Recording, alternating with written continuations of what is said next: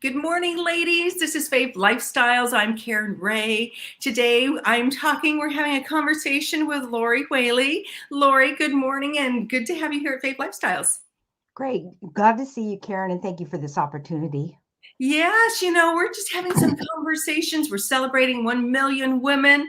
And so we would love to have you come alongside us and join the celebration. Today, you know what? We're going to be talking about, let's see if I say it correctly, Ganbaru. Very good. Very good. So I love calling Lori the samurai woman. You have a book out, you are a speaker, you have just launched a program. So just take a minute to introduce yourself so the ladies get to know you. Well, great. My name's Lori Tsugawa Whaley, and as Karen mentioned, I'm part of the Fave Lifestyle Group. I'm a third generation Japanese American and a descendant of samurai warrior. Through circumstances, and one of them being bullied and teased at school, I came around. It's like full circle. I embraced my Japanese heritage after my second TBI accident. I was rear-ended twice and reading at a very seventh grade level, thousands of appointments to get better. But I was determined not to let that define me and to go forward. And like Ganbaru says, try your hardest, do your best, never give up, and go for broke. And that's what I did. I did not want to be reading at a seventh grade level. And I had grandchildren and I wanted to enjoy them. And so I fought back, and I didn't know whether or not I'd get better, but I wrote the book, and through therapy, everything got better. That is amazing, that tenacity, that little bit of grit, and that hope of being able to move forward. I just love that because that's a lot about what our community is about helping women, serving, and just getting down, reaching deep down, because you know what? There's so many challenges that everybody has to go through. Yours was major, luckily a lot of people don't have to have that TBI, but to see how you came through it and to write a book, to be a speaker. Oh my gosh, Lori, that is so amazing. So yeah, so let's talk a little bit. Let's talk a little bit more about Ganbaru. So tell us a little bit more, kind of expand on your definition, if you will. Well, Ganbaru is, like I mentioned, try your hardest, do your best, never give up, and go for broke. And in my book, I wrote about the 7 principles of the samurai, which include courage, integrity, benevolence, respect, honesty, honor, and loyalty. But I just didn't feel my book was complete because I want my mom in the book. And so I wrote about my mom who never gave up. She would never let us give up. She'd never let us relax. And if we were in front of the television, she goes, "Oh, well, you can snap beans, or you can clean this drawer out, or you can do this." Never a dull Yeah. moment, because we lived on a farm and we had a very busy life. And my mom was such an example. She just Oh, never gave up. And when we didn't have money, she didn't let us know that we didn't have money. And I didn't realize it until I went to school and saw other people and how they lived. But she never made us feel like she always wanted to give us whatever she could. And I remember her one time working past midnight to finish my Halloween costume when I was about in the 3rd grade.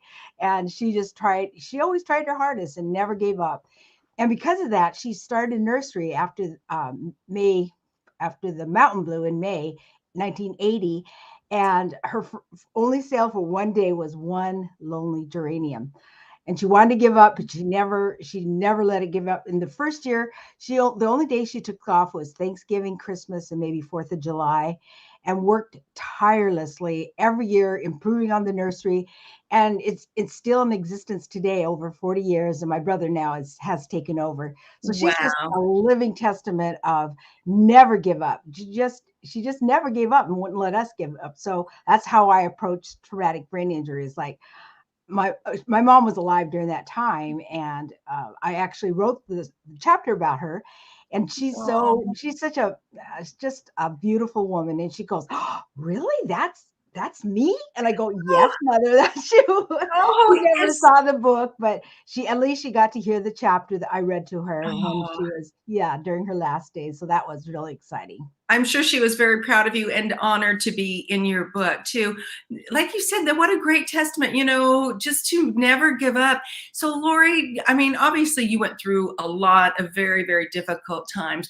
When you were kind of, Jackie and I were talking about this yesterday too, when you kind of get in that rut, when you're like, when hope is like, oh, I can't see the hope. I can't see that. How does Ganbaru help you through that? How do you pick yourself up to keep going, to never give up? Well, thank you. That just a moment. Somebody's calling to ask you about it too. Yes. She heard our conversation. Yeah. Actually, what it is that, everybody has a purpose, and to know your why and to make that why a stake that you put in the ground, and it's not going. It could be like concrete, or you could think of it like an anchor, but it's your commitment, it's your why. And just to go and look back at other people who have survived amazing things. Like I think of the man who was born literally without arms and without legs.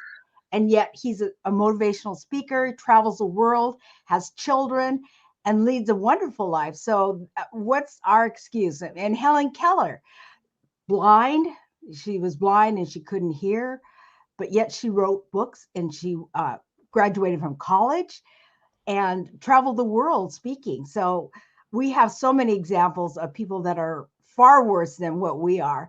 And I just look back to that, and the people that really inspired me were the second generation Japanese American.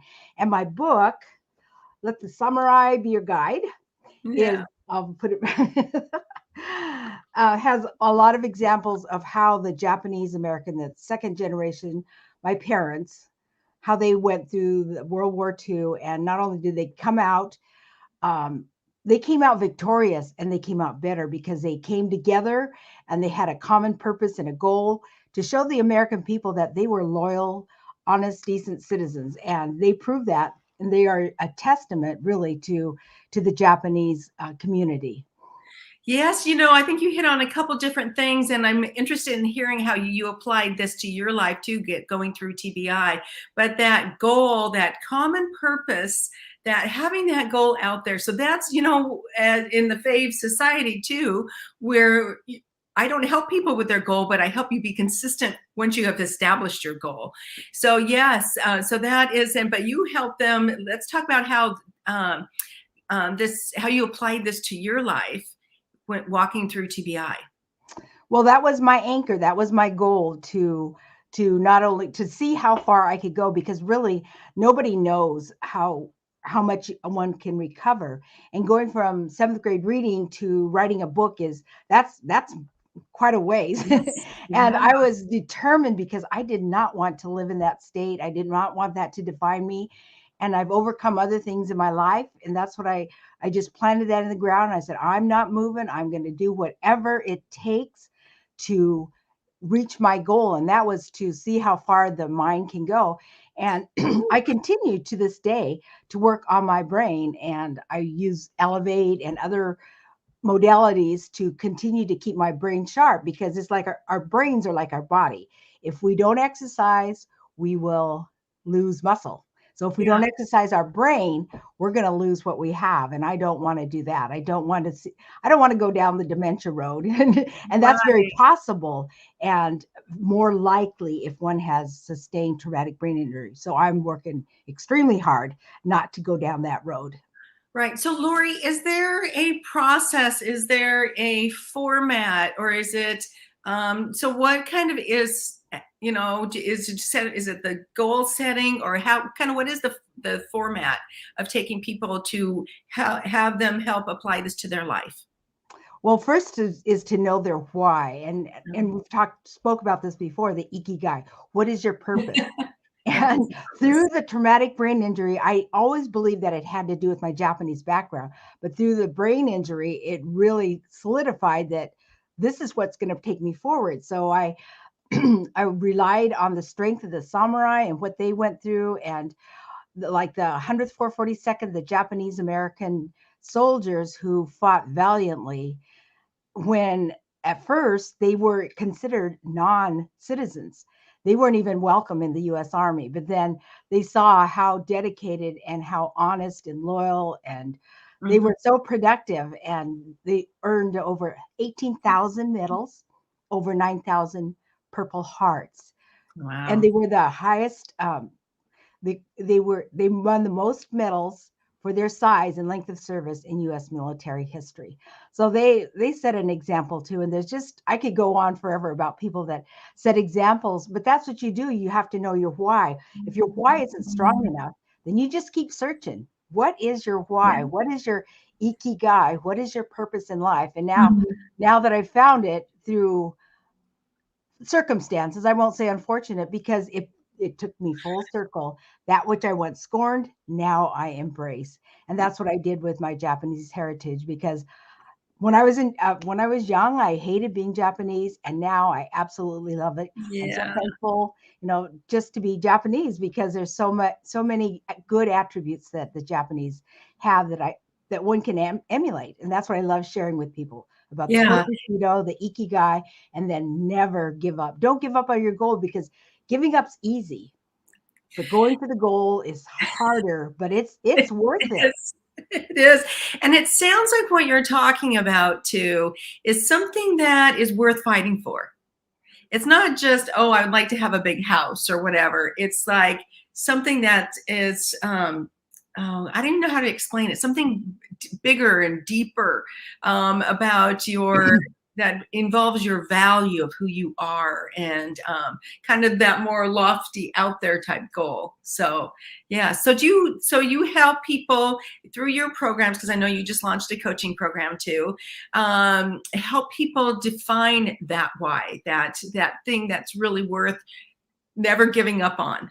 Yes, that's something we will work on, is the ikigai, your purpose, because so many people could be successful, and I'm very happy, but maybe they haven't found that the Yeah. heart-centered thing that really gets them going, or gets them excited, or what they want to put their efforts into, a cause. And Karen, I just see what you are doing as a cause, and we are all just little people in the parade with you.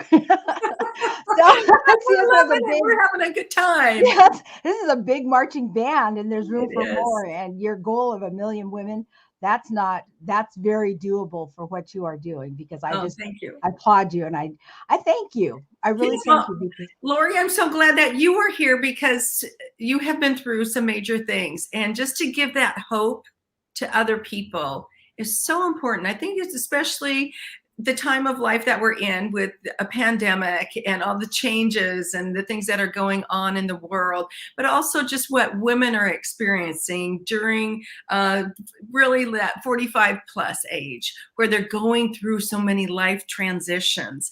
And kind of a lot of women are re-identifying who they are and what is their purpose. What is that new identity that sometimes, whether you're leaving corporate or changing jobs or starting businesses, empty nester, menopause, Mhm. so many things that sometimes I think women have to. And I love how you said it, that heart-centered purpose. I think that's really important that women find that. And I'm so glad that you're there to help them walk that walk. So yeah. Oh, there's a faith heart. So how can people apply Ganbaru to their lives? Well, like I mentioned, is to know your why. Yeah. What is worth fighting for? What is that? What gets you up in the morning? What do you just get excited about, or maybe even want to help change? And that could be your why, and it could be something that you're paid for, but maybe not. But everybody needs that purpose in their life, because Mm-hmm. otherwise, what life is, we're all here, and we're all created for a purpose, and we're all little pieces of the puzzle, or a piece of the marching band. Yeah. And when we find ours, we're like a well-oiled machine. We'll just Yeah. keep because we can't compare the my job with another person's job, because they're all important, whether you're the president of the United States or you're the janitor at the hospital, because his job or her job is important too. They start slipping up, and cleanliness and sanitation can go down, and there goes people's health. And Yeah. so everybody is important, and that's what I love to celebrate about people, is we're all important, and nobody's more important than the other. So we can celebrate each other, and just know that we're all piece of the puzzle, or we're all part of the marching band, or whatever you want to say it, or all part of the Fave lifestyle marching band. Oh, I like that. And you know what's funny too is I was a cheerleader, so I get to So be was on the I. band. I'm going back to my roots, you know. But Lori, this is so important because some of the when you're talking here too, some of the things that I'm hearing, and I know this is being in the women world, some of the things that keep coming up are self-worth and feeling enough. And I think a lot of times we just don't have that clear focus on what really our big why is. Why are we doing what we're doing? Is it for our family? Is it, whatever? Just having that thing out there. This is why I go do this every day, even though it's hard. So just love what you're doing. I just I think it's so important for those women to have that great feeling, if you will. And may I just add one thing? What I love to Please. do is share with women is, say if I gave you, Karen, all the money in the world, or all the gold in the world, under one condition, would you take it? Well, what's the condition? Yeah. Okay. The condition is you give up your eyesight, your hearing, your taste, your smell, your thinking. No. Do you see how priceless you are? Oh. See, there's no amount of money for you or anybody else in the world. So that's what I love to do, is that someone shared that with me, and I'm sharing with other people. Mm-hmm. And that's what I love to do, is help women feel like they're priceless. Millions of dollars. There's not Oh. a price in the world that could pay for anybody. So Lori, everybody is priceless. that is an amazing goal, to help women feel priceless. Mm-hmm. Yes. Oh my goodness. So great. So I'm so excited to see you grow. And I know you have some speaking opportunities that you're going to be speaking at, and just at sharing your story. So it's an important story to share. So glad you're out there.